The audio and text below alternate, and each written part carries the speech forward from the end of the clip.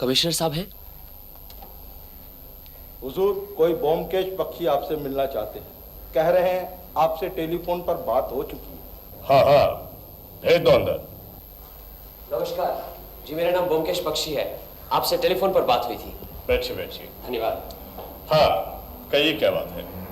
China town में जो खून हो रहे हैं, सुना है आप उन्हें लेकर काफी परेशान हैं। आप हमारी टेलीफोन की बातें सुन रहे थे? बिल्कुल नहीं, मैं तो बाहर था।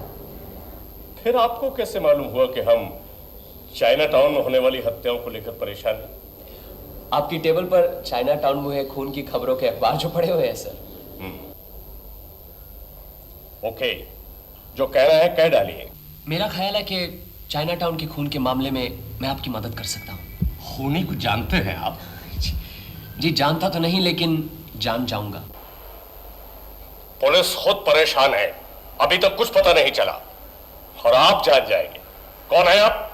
जी हूँ तो एक मामूली आदमी, लेकिन जासूसी से जुड़ी हुई समस्या को सुलझाने का मुझे शौक है। कोई पेशेवर जासूस है? जी नहीं। पेशेवर जासूस नहीं है, जाहिर है पुलिस में भी काम नहीं करते। फिर आप कैसे जान जाएंगे? कहा ना, मुझे शौक है। बस कोई भी पेचीदा मामला नजर आए उसे सुलझाने की कोशिश करता हूँ। क्या करेंगे आप? ये आप मुझ पर छोड़ दीजिए। आप जो भी कार्रवाई कर रहे हैं करते रहिए, मैं आपके बीच नहीं आऊंगा। मैं अपना काम अलग से करूंगा। जरूरत पड़ी तो आपकी भी मदद लूंगा। आपने खुद किसी केस की छानबीन की है? जी कभी की तो नहीं, यही मेरा पहला केस होगा। हो, लेकिन देखिए, ना मत कहिए, कहीं ना कहीं तो शुरुआत करनी है। यूं समझिए कि यही मेरा पहला केस है, और फिर बिगिनर्स लक भी तो होता है। मुझे पूरा यकीन है कि मैं आपके काम आऊंगा। मैं चाइना टाउन के खून के मामले में तहकीकात कर रहा हूं। यह राज सिर्फ आपके और मेरे बीच ही रहे, किसी को बताइएगा नहीं।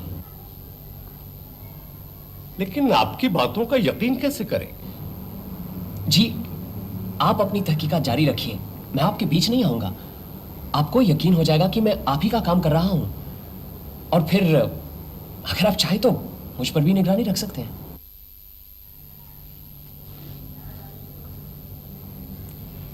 Okay young man, go ahead. Wish me good luck sir. Good luck. Byomkesh Bakshi. Good luck Byomkesh Bakshi.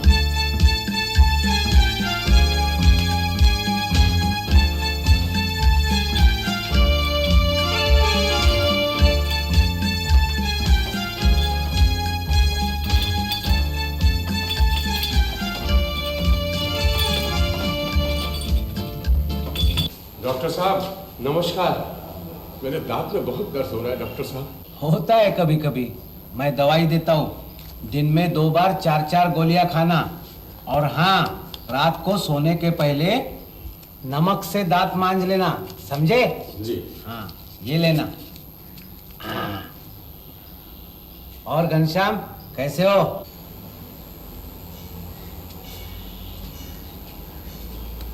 अनुकूल बाबू डॉक्टर तो अच्छे हैं, कम से कम अपने लॉज के लोगों से दवाई का पैसा तो नहीं लेते। पैसा लेकर करेंगे वो क्या? न बीवी न बच्चे।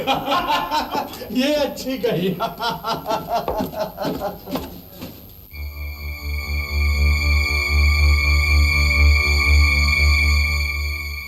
जी यहाँ रहने की कोई जगह मिल जाएगी?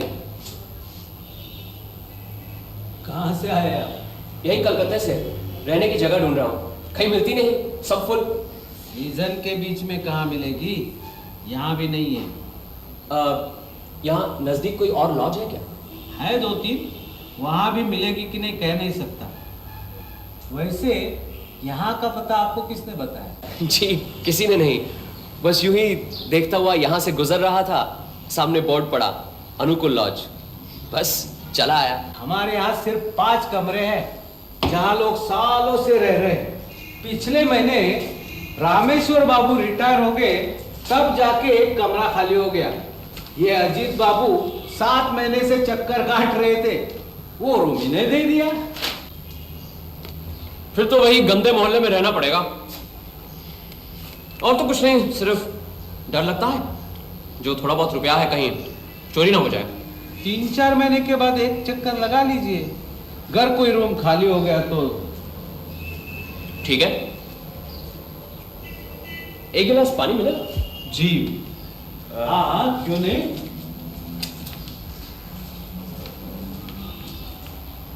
आपके ध्यान में है कोई जगह?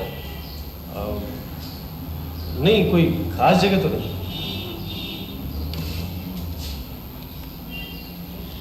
वैसे यहाँ के कमरे काफी बड़े हैं। हाँ, बड़े तो हैं। एक कमरे में दो आदमी नहीं रह सकते?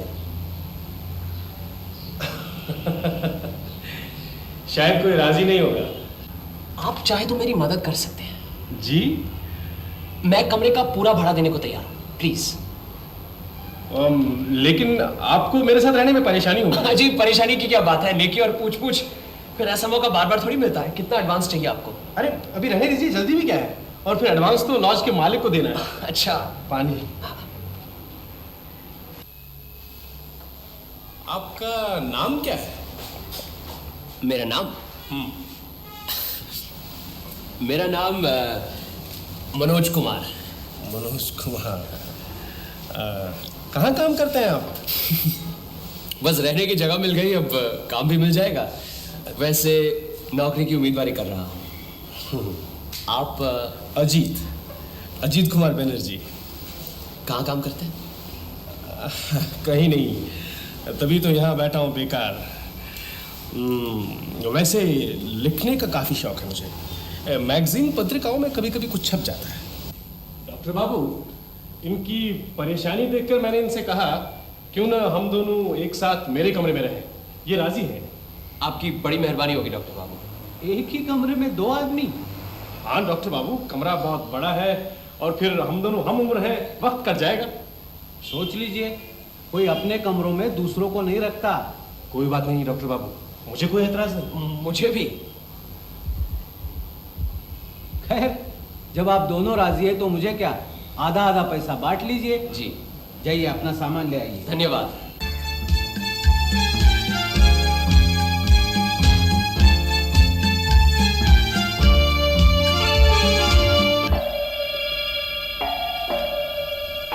कोई पहचानता है इसे? चलो पंचनामा बोलो।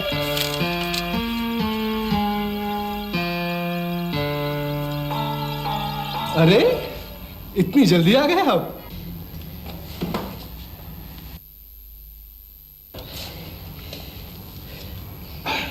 अभी अभी देखा है, नीचे किसी गरीब का खून हो गया।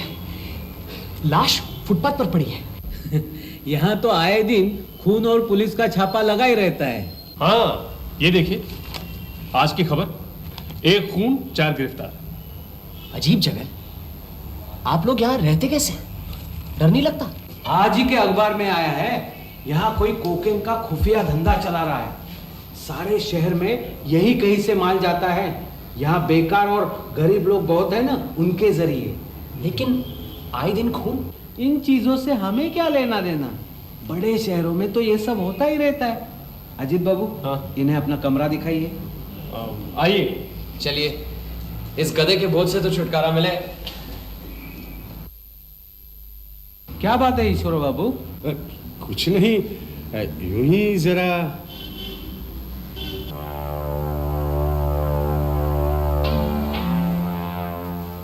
आओ, ये कमरा मेरा है। यहाँ एक और खाट डलवा देंगे। आप तो यहाँ 1 महीने से रह रहे हैं। हाँ, यहाँ तो अक्सर खून होते रहते हैं। कभी कुछ देखा है? नहीं। आपकी इस खिड़की से तो नीचे सब साफ नजर आता है। यहीं पे तो देखा सुबह कोई मरा पड़ा है। होगा, हमें तो सब कुछ अखबारों से पता चलता है। अच्छा मनोज बाबू, यहाँ दोपहर का खाना सिर्फ मैं खाता हूँ, बाकी सब लोग 10 बजे तक खा पी कर ऑफिस चले जाते हैं। आप कब खाना चाहेंगे? आज सुबह के खून को लेकर अब तक 4 खून हो चुके हैं। आपको तो लगता है हमसे ज्यादा मालूम है। खैर, शाम को 8:30 बजे सभी लोग इकट्ठा खाते हैं, यही यहाँ का नियम है। अच्छा, आपके मन में कभी कोई दिलचस्पी नहीं पैदा हुई? खूनी कौन है, उसका मकसद क्या है? नहीं तो, लेकिन आप क्यों इतना परेशान हो रहे हैं? सचमुच डर गए क्या? नहीं नहीं, यहाँ वैसे कितने लोग रहते हैं? हम 5 और आप छठे हुए। सबसे पुराना कौन है? मेरे अलावा यहाँ सभी लोग 6-7 साल से रह रहे हैं। आज रात को खाने की टेबल पर सबसे परिचय होगा। अच्छा। ये नौकर के लिए घंटी है। आज आपको कहीं जाना तो नहीं? नहीं, कहीं खास नहीं। क्यों? नहीं, जरा मुझे जाना है, मेरी पब्लिशर से अपॉइंटमेंट है। अच्छा अच्छा। गोपी, आओ। गोपी, ये हमारे नए बाबू हैं, मनोज बाबू। नमस्कार बाबूजी। नमस्कार। आज से ये यहीं रहेंगे, यहाँ एक खाट और लगवा देना। जी। और सुनो, आज ये दोपहर का खाना मैं यहाँ नहीं खाऊंगा। वो खाना आपके लिए यहीं ले आओ बाबूजी? नहीं, मैं वहीं आ जाऊंगा। सब लोग चले गए? जी, सिर्फ वो 2 नंबर वाले बाबू सोए पड़े हैं, वो नहीं गए। 2 नंबर कौन? अरे वही ईश्वर बाबू, जो डॉक्टर के कमरे में आते आते चले गए। ठीक है, वो जाओ। जी बाबूजी, वो चाय ले आओ। अरे हाँ, चाय। नहीं नहीं, आपको जाना है ना? अरे कोई बात नहीं, मैं चला जाऊंगा। जाओ गोपी, 2 कप चाय जाओ। अच्छा, ऐसा करना, 2 नहीं 3 लाना, और 2 नंबर में हम वहीं जा रहे हैं। जी बाबूजी। चलो एक बार देख आते हैं ईश्वर बाबू को। अरे मुझे कुछ नहीं चाहिए, जाओ यहाँ से। ईश्वर बाबू, मैं हूँ अजीत। क्या काम है? आपसे मिलना है। गोपी चाय लेकर आया है। अरे कहाँ है गोपी? आ जाएगा अभी। नमस्कार। ये हमारे यहाँ नए आए हैं, मनोज बाबू। मेरे साथ ही रहते हैं। अरे चाय क्यों लेके आया? ये बाबू ने ऑर्डर दिया था। चलो चलो, अंदर रख दो, चलो।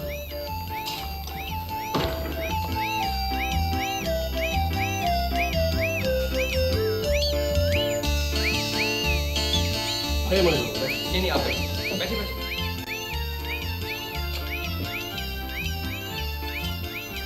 नहीं, मुझे चाय नहीं चाहिए। अच्छा लाओ लाओ। क्या बात है ईश्वर बाबू?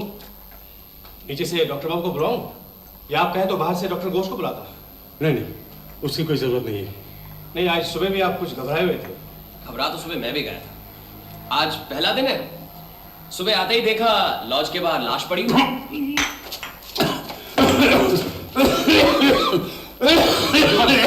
ईश्वर बाबू, गोपी, आप जरा इन्हें संभालिए, मैं डॉक्टर को ले ही आता हूं। नहीं नहीं नहीं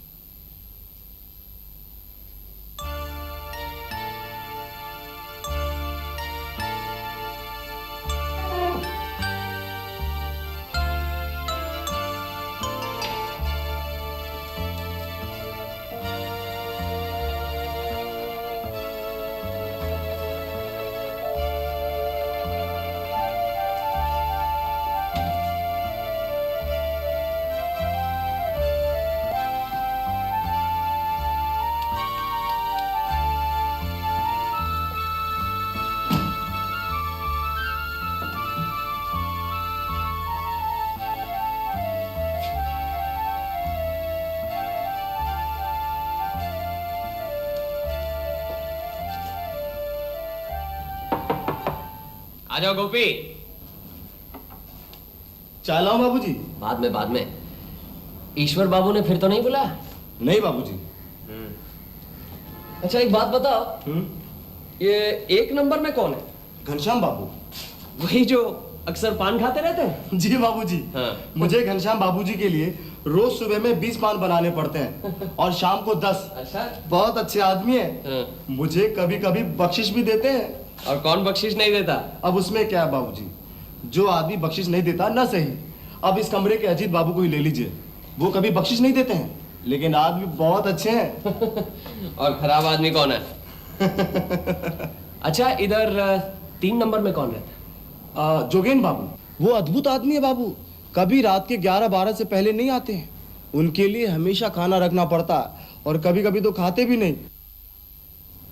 इतनी रात तक कहाँ रहते हैं? क्या मालूम बाबू, वो खूब कभी कभी तो उन्हें ये भी पता नहीं होता है कि कमरा किधर है और बिस्तर किधर है। वो तो मैं संभाल लेता हूँ वरना। अच्छा बाकी सब शाम को आ जाते हैं? रात को सभी इकट्ठे खाना खाते हैं। चाय लाऊं बाबूजी? अरे चाय की जरूरत होगी तो हम खुद बता देंगे, तुम बार बार चाय क्यों पूछते हो? वो क्या है बाबूजी कि आप सबकी चाय बनती है तो उसमें थोड़ा मुझे भी मिल जाती है। क्या बख्शीश? अच्छा ये इधर वाला 5 नंबर? वो तो कभी किसी से बात ही नहीं करते हैं, बस किताब और किताब हमेशा पढ़ते रहते हैं। और छुट्टी वाले दिन तो नहीं बाबूजी, हम वो नहीं बताएंगे। क्यों, क्या करते हैं छुट्टी वाले दिन? आप यहाँ कितने दिन रहेंगे बाबूजी? रहेंगे बहुत दिन। ये रखो बख्शीश, अब खुश? अच्छा अब बताओ, ये 5 नंबर वाले बाबू छुट्टी वाले दिन क्या करते हैं? बाबू हाँ। वो सुबह से रात के 9 बजे तक कम से कम 10 बार चाय पी जाते हैं। 9 बजे तक क्यों, तुम बाद में भी पिलाते रहो। अरे नहीं बाबूजी, हफ्ते में 3-4 बार रात के 9 से 12 बजे तक बाइस्कोप देखते हैं। और इनके नाम से भी बहुत डर लगता है, भूतनाथ बाबू। भूतनाथ? 9 से 12 सिनेमा? आप ये सब क्यों पूछते हैं, आप भी क्या लिखते हैं? हाँ मैं। और कौन लिखता है? ये कमरे के बाबू, अजीत बाबू। अच्छा देखो गोपी, ईश्वर बाबू का जरा ख्याल रखना। उन्हें किसी चीज की जरूरत पड़े तो उन्हें लाकर देना, या तो फिर हमें बताना। और अगर वे बाहर जाना चाहे तो भी हमें बताना। है उनकी तबीयत जरा खराब है, इसलिए उन्हें बाहर अकेले नहीं जाना चाहिए, ठीक है? जी। और सुनो, हाँ चाय नहीं पिलाओगे? अभी लाया बाबू।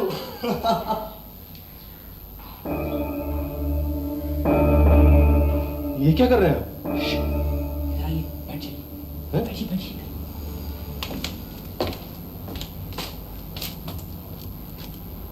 अजीत बाबू एक काम कीजिए, जरा ईश्वर बाबू को दिखाइए क्या कर रहे हैं। चाहिए ना प्लीज, जरा दिखाइए। पर क्यों? नहीं चाहिए ना।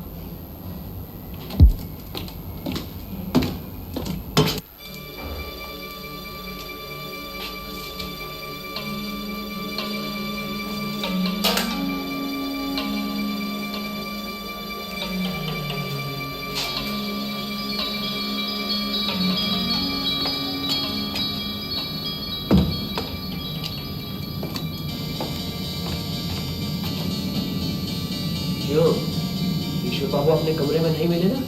नहीं, लेकिन आप यहाँ लेटे हुए क्या कर रहे हैं? ईश्वर बाबू नीचे डॉक्टर के कमरे में है।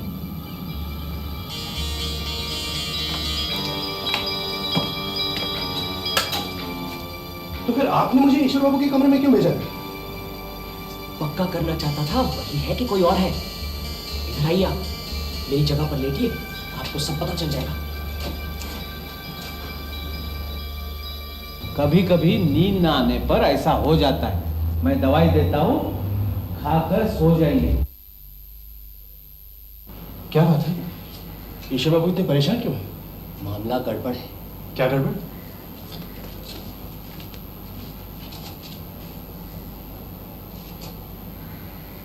ईश्वर बाबू अपने कमरे में जा रहे हैं। हाँ?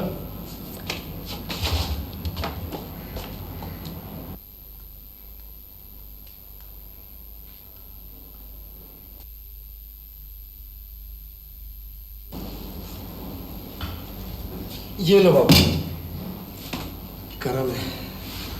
अरे क्या हुआ ईश्वर, खाना नहीं खाओगे? नहीं घनश्याम, कुछ अच्छा नहीं लग रहा है। हाँ? क्या हुआ ईश्वर को? आज सारा दिन घबराया सा है। ईश्वर बाबू क्या हमेशा से ऐसे? नहीं, वैसे इन्हें कुछ न कुछ लगा ही रहता है, ब्लड प्रेशर, डायबिटीज, लेकिन आज कुछ ज्यादा ही परेशान से है। कब से? सुबह से ही देख रहा हूँ, सुबह भी कुछ नहीं खाया। क्यों भूतनाथ बाबू, आपका क्या ख्याल है?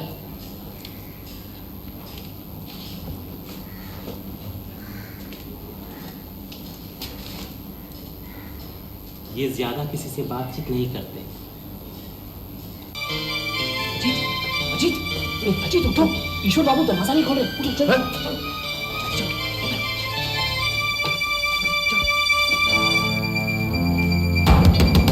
ईश्वर बाबू, ईश्वर बाबू, ईश्वर बाबू, दरवाजा खोलिए ईश्वर बाबू। अरे ये तो 5 बजे सुबह ही उठ जाते थे, आज न जाने क्या हो गया है इनको। हाँ। मेरे ख्याल से दरवाजा तोड़ देना चाहिए। हाँ? क्यों ना पुलिस को खबर दी जाए? अरे पहले देख तो लीजिए क्या बात है, शायद इन्हें पहले डॉक्टर की जरूरत पड़े। तोड़ दो दरवाजा। हाँ चल, चलिए कर दो, चलो। ईश्वर बाबू करीबन 7 साल से हमारे लॉज में रहते थे। हर एक से उनका बर्ताव अच्छा था, कोई भी उनका दुश्मन नहीं था। लॉज का 1 रुपया भी बाकी नहीं रखा था, ना किसी से उधार लेते थे। पिछले 1 साल से वो डायबिटीज के मरीज थे, मैं ही उनका इलाज करता था। कल रात को वो कुछ ज्यादा ही परेशान थे। रात को जब वो मेरी डिस्पेंसरी में आए तो बहुत डरे हुए थे, लेकिन बता नहीं पा रहे थे कि क्या बात है। मैंने सोचा रात में उन्हें आराम करने दूं, सुबह देख लूंगा, लेकिन आप क्या समझते हैं, उन्होंने आत्महत्या की? मैं तो यही समझता हूं। मैं नहीं समझता, मुझे पूरा यकीन है कि उनकी हत्या की गई है। कैसे? कोई भी शख्स इतनी बुरी तरह अपना गला नहीं काट सकता। हत्या किसने की ये बता सकते हैं आप? जी नहीं, फिलहाल तो कुछ नहीं कह सकता। और आप? ऐसी हालत में बड़ा ही मुश्किल है कहना कि हत्या करने की वजह बता सकते हैं? जी नहीं, डॉक्टर बाबू ने अभी आपको बताया कि ईश्वर बाबू डायबिटीज के मरीज थे। अब ऐसे मरीज को रात में अक्सर पेशाब करने जाना पड़ता है, इसी तरह वो दरवाजा खोल के बाहर गए होंगे और हत्यारा अंदर घुस आया होगा। बहुत मसरूफ नजर आ रहे हैं अनुकुल बाबू, क्या नई दवाइयां हैं? हाँ, जर्मनी से आई है। हम ईश्वर बाबू के मौत के बारे में कुछ मशवरा करने आए हैं। अच्छा हो गया आप लोग आ गए, मेरी भी यही इच्छा थी। अब आप ही बताइए घनश्याम बाबू, क्या किया जाए? ईश्वर बाबू तो आपके करीबी दोस्त थे। मैं क्या बताऊं, मेरी तो कुछ समझ में नहीं आ रहा, इसीलिए तो हम लोग आपके पास आए हैं। मेरे दिमाग में 3-4 बातें घूम रही। क्या? पहली बात ये कि क्या ये हत्या लॉज के बाहर के किसी आदमी ने की है? मुझे ऐसा नहीं लगता, क्योंकि लॉज का दरवाजा रात को 9 बजे बंद हो जाता है और ईश्वर बाबू की मौत रात 11 बजे के बाद हुई है। अच्छा, मान लो कि बाहर का कोई आदमी आ गया हो और हत्या उसने की, लेकिन जिस तरह की हत्या हुई है, क्या ईश्वर बाबू चिल्लाएंगे नहीं? आप लोगों में से किसी ने उन्हें चीखते सुना? नहीं, चीख तो कोई नहीं सुनी। इसीलिए मैं समझता हूं कि बाहर का कोई आदमी नहीं हो सकता। अब रहे लॉज में रहने वाले, आप लोग सब तो पुराने रहने वाले हैं, सालों से रह रहे हैं। मुझे तो ऐसा लगता नहीं है कि आप में कभी कोई मारपीट हुई हो, और फिर ये तो हत्या का सवाल है। हाँ, सिर्फ मैं नया हूं, कहीं मुझ पर तो शक नहीं? नहीं, उस रात ये मेरे साथ मेरे कमरे में थे, और फिर ये क्यों ईश्वर बाबू की हत्या करेंगे? एक और बात है, हमें मालूम है हमारे मोहल्ले में कोकीन का धंधा चल रहा है, लेकिन इसका सरदार कौन किसी को नहीं पता। हाँ, अखबार में तो यही कुछ छपता रहता है। मुझे अब ये लग रहा है इस धंधे का सरदार ईश्वर बाबू थे।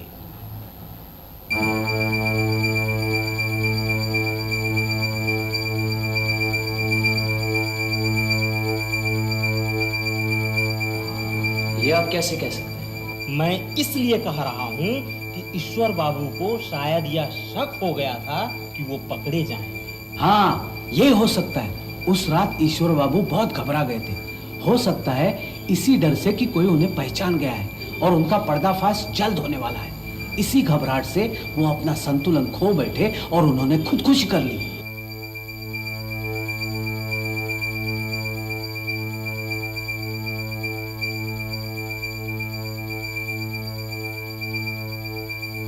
चलिए यही रिपोर्ट थाने में लिखवा देते हैं। आपके नाम गिरफ्तारी का वारंट है। आपको इसी समय पुलिस स्टेशन चलना पड़ेगा। रामधन सिंह जी, गिरफ्तार करना है। ये क्या कर रहे हैं?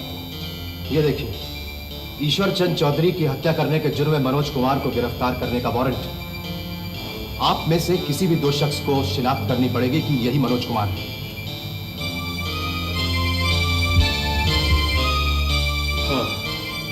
चलिए पुलिस स्टेशन। इसकी कोई जरूरत नहीं, मैं खुद ही चलता हूँ। घबराओ मत अजीत, जल्दी वापस आ जाऊंगा। चलिए। ये देखो क्या सोच रहे थे और क्या हो गया।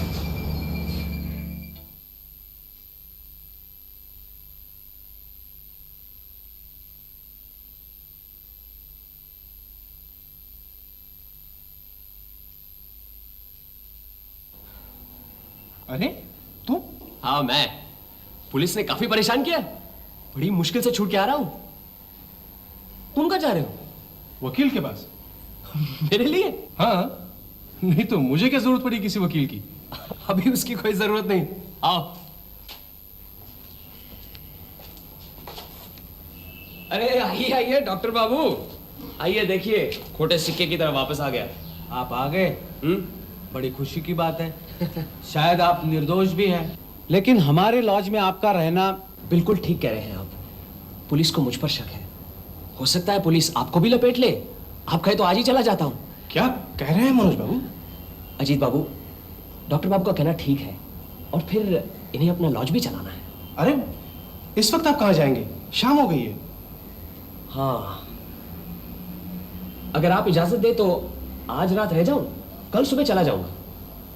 ठीक है, आज की रात रह लीजिए, लेकिन कल सुबह होते कल ही। सुबह जरूर मैं यहाँ से चला जाऊंगा, और फिर मेरी पुरानी जगह तो है ही, जरा कुछ खा पी लूं, फिर आपका हिसाब भी चुकाना है। धन्यवाद। मैं नीचे मेरे कमरे में हूँ। जी बहुत अच्छा। अजीत बाबू, हाँ? खाने के लिए यहीं कुछ मंगवा लेते हैं, जरा आप जाके ले आइए। ठीक है।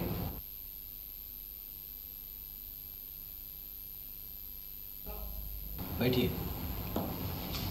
और ये रही आपकी आज तक की रहने की रिसीप्ट।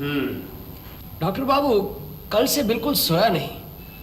आज खाने के बाद जरा लेटा तो नींद आ गई, उठा तो सर दर्द बढ़ता ही जा रहा है। सोचा कि हिसाब के साथ साथ आपकी दवाइयों का भी इम्तिहान ले लूं। हाँ हाँ, क्यों नहीं। बदहजमी से सरदर्द हुआ है, मैं अब भी दवाई देता हूँ।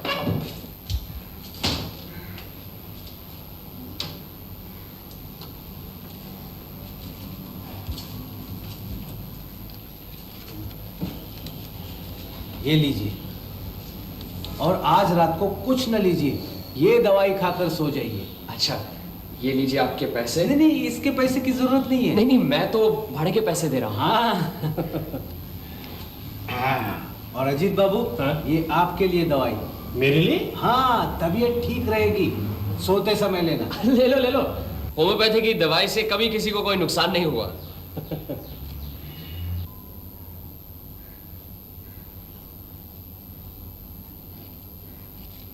ये दवा लेने की जरूरत नहीं। और ये रही मेरी पुड़िया, रख दो वहां पे।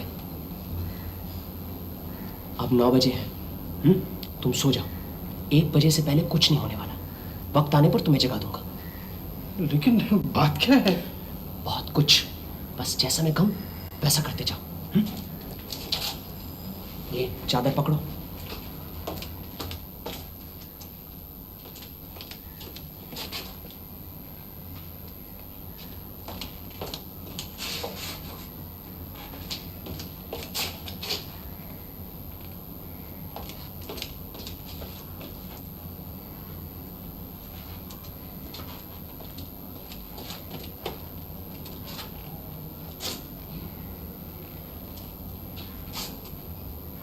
लाओ, चादर कर दो।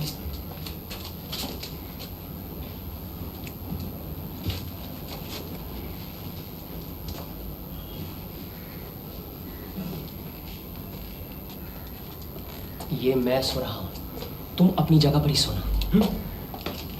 और ये अपने पास रखो, अगर जरूरत पड़े तो। ये क्या कर रहे हो?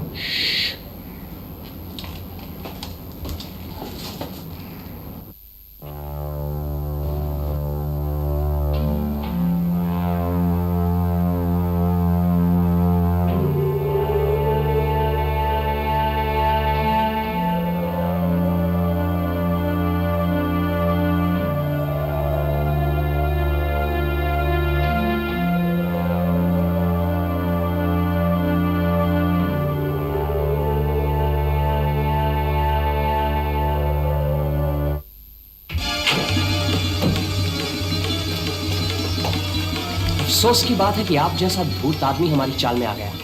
खबरदार, हिलिएगा नहीं और अपना छुरा नीचे डाल दीजिए। मैंने कहा छुरा नीचे डाल दीजिए और हाथ ऊपर कीजिए। अजीत बाबू, उधर की खिड़की खोल दीजिए। नीचे पुलिस तैयार खड़ी है, खिड़की खुलते ही यहां आ जाएगी। पुलिस क्या करेगी? मेरा गुनाह क्या है? कोई खून किया तो नहीं है? गुनाह क्या एक है, लंबी फहरिस्त है।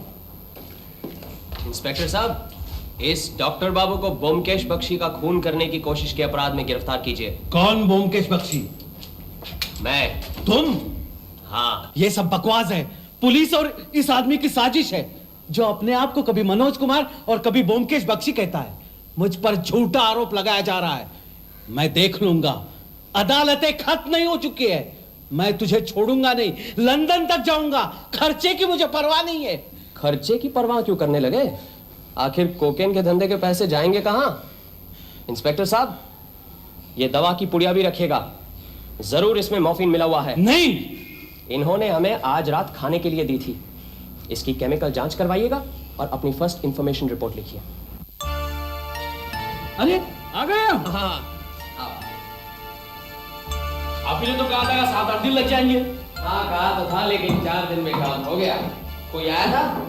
नहीं। ठीक है, जाओ चाय लाओ। जी बैठो जी। ये है मेरे रहने की जगह। जगह तो बहुत अच्छी है। कब से रह रहे हो? 2 साल हो गए। बस कुछ दिन तुम्हारे लॉज में मनोज कुमार बन के रहना पड़ा। ये सत्यन्वेषी क्या है? सत्यन्वेषी ये ऐसा है कि भाई डिटेक्टिव कुछ जमता नहीं और जासूस कुछ पुराना सा लगता है ना, इसलिए मैंने अपना उपनाम यानी कि टाइटल सत्यन्वेषी रखा है। सत्य की खोज करने वाला। लो अच्छा चाय पियो।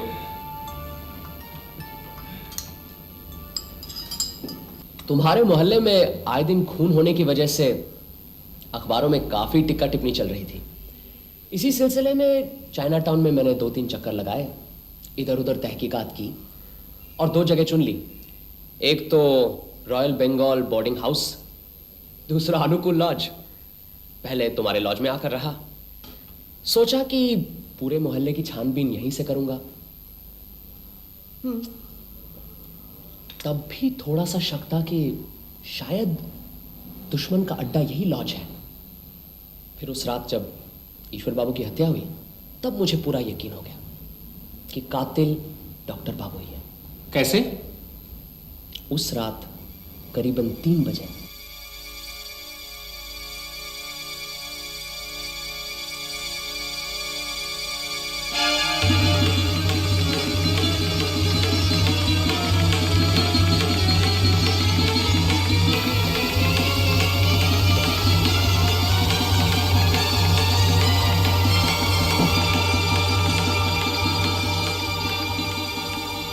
तुम्हें कैसे पता चला कि ईश्वर बाबू ने ये सब देखा? सुनो तो सही। दूसरे दिन सुबह सुबह ईश्वर बाबू डॉक्टर से मिलने आए थे। उस दिन मैं अपना सामान वगैरह लेकर तुम्हारे पास बैठा हुआ था। हमारे सामने तो कुछ कह नहीं पाए, चले गए। दफ्तर से लौटने के बाद डॉक्टर से मिलने का मौका ढूंढ रहे थे। आखिर मौका मिला रात को। उस समय मैं हमारे कमरे के फर्श पर लेटा बातें सुन रहा था। कल रात करीबन 3 बजे मैंने अचानक अपनी कमरे की खिड़की से देखा कि आप किसी का खून कर रहे हैं। मैं तो हक्का बक्का रह गया। कहीं ये सब गलत है? वो आप नहीं थे? आप बहुत परेशान लग रहे हैं ईश्वर बाबू, जाइए आराम कीजिए। नहीं डॉक्टर बाबू, कहीं आपने हत्या नहीं की, वो आप नहीं थे, तभी मुझे शांति मिलेगी। नहीं नहीं, वो मैं नहीं था। लेकिन मैंने ऐसा क्यों देखा?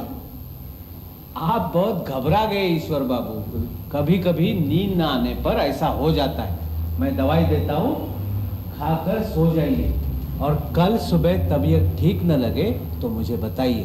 हाँ, जाइए अभी। फिर ईश्वर बाबू कमरे में आकर सो गए। करीबन आधी रात या उसके बाद कुछ ऐसा हुआ होगा।